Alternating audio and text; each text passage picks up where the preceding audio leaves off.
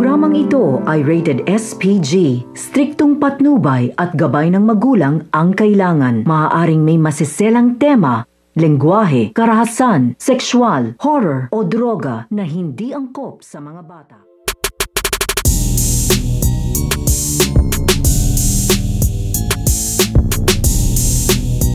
Ang unang pagkikita nito nga ni Darna at ito nga si Brian.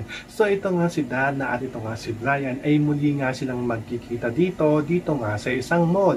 Dahil sa pagsugod nga nito nga ni Brian at ang kanyang mga kasamahan dito nga sa pulis, dito nga sa isang mall dahil may nanggugulong nga daw dito ay dali-dali nga sila nagtungo. Pero hindi nga nila ito makakalaban ito nga nanggugulo dahil may kapangyarihan nga ito. At ito nga lang daw si Darna ang may karapatan na kumalaban nga daw dito at humuli dahil ito nga daw si Darna ay may kapangyarihan nga rin daw ito at may taglay na lakas nga daw ito upang labanan nga daw ito nga daw lalaki na nanggugulo dito nga daw sa mall. At hindi nga nagtagal ay dumating na nga rin dito ito nga si Darna dahil nadidig nga na dito ang pagsigaw ng mga tao at ang paghingi nga ng tulong. At sa pagdating nga nito nga ni Darna ay dito nga nakaagad lalabanan ito nga lalaki na nanggugulo nga dito nga sa mall at magtatagumpay naman dito agad ito nga si Darna sa paghuli nga niya dito nga sa lalaki ng gugulo. At dahil nahuli nga niya ito kaagad ay dito na nga magkakaroon ng pagkakataon na makapag-usap ito nga si Darna at ito nga si Brian. So pakakaabangan nga natin dito ang unang pagkikita nito nga ni Brian at ito nga ni Darna.